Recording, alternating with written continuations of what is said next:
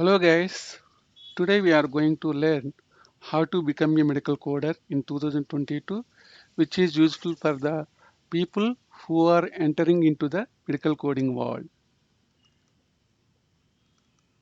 So firstly, medical coding job is not like a software job. So like in software, we will use JavaScript or COBOL like softwares.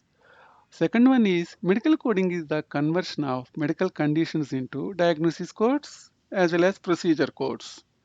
So if you want to become a medical coder, you need to have good knowledge in medical terminology, which is very essential.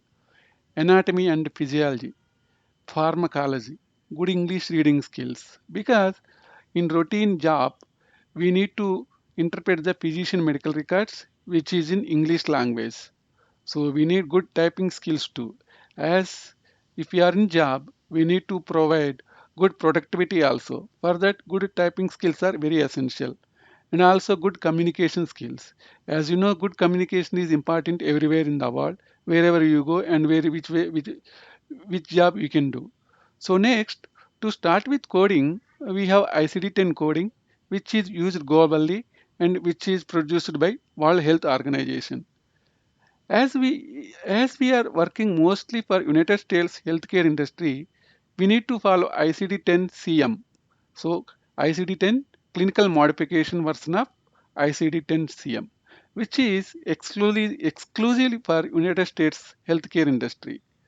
So in ICD-10 CM coding set, which is a 5-digit alphanumeric code, maximum 7 characters and minimum 3 characters. So second set is CPT coding set, which is a 5 character long, mainly used for outpatient surgery coding, like same day surgery and ambulatory surgery coding. So same day surgery means patient will come to the hospital and physician will perform the surgery and patient leaves the hospital on the same day. Also, we have HICPICS code set, which is a 5 character long, mainly used for supplies. We have different types of medical coding specialties while routine jobs.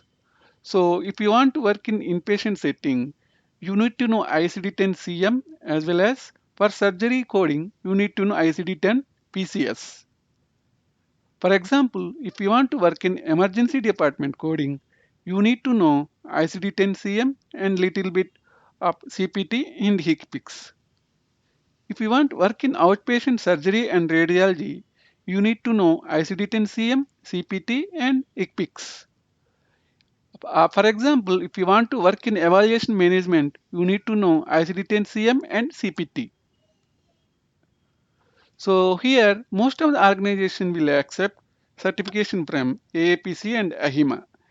And initially, you need to spend the fee for the certification, but after some days, the companies which will hire you will reimburse your certification costs completely. Also, if you write certification exams from AAPC or AHIMA, you will have better opportunities compared to the people who are not having the medical coding certification. These certification exams are open book exam, means you can take your own books and you can write the exam. So the main problematic area here is timing. If you know guidelines, proper tabbing up your books, and time management skills, this exam will be easy. I have completed my exam within 6 months after starting my coding career. So for this exam, you need to have books like ICD-10 CM, CPT, HICPICS. So medical coding jobs are like chats per day basis. So as soon as you go to the office, they will give you those many number of chats you need to code.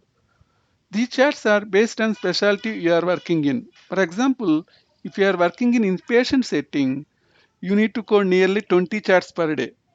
So inpatient setting means the patient will be in the hospital for more than one day. Okay. So if you are working in same day surgery setting, you need to code nearly 30 chats per day. Some same day surgery coding means the patient will come to the surgery center or hospital to undergo the surgery and leave the hospital on same day. He will not stay in the hospital. So if you work in emergency department, you need to code approximately 50 to 60 charts. Mostly emergency department works on 24 hours in every day. If you work in radiology, you need to code nearly 150 charts per day. So no need to worry about these numbers as these numbers are on average basis only, not fixed. So based on the complexity or easiness, these numbers may go down or go up. No need to worry about the numbers. Just you need to concentrate about the medical terminology as well as pharmacology, all those things. So only one thing about medical coding job is you will get all the resources like books, softwares, etc. Sometimes based on company you can use Google also, but which is bad practice as Googling leads to wrong answers. It is not good to use Google based on my experience. As a medical coder, we need to give both accuracy and productivity in every specialty. So, productivity and accuracy is mandatory in each and every specialty. Which specialty you are in? Mostly nowadays, medical coding jobs are office-based jobs, and you need to work on computer. So you need to possess good computer skills too. As you know, nowadays, wherever you go, you can see the computer. So, medical coding is also one type of job where we will use computers. You need to have good computer skills. If you know Microsoft Office Suite, which is excellent for your job and your future also.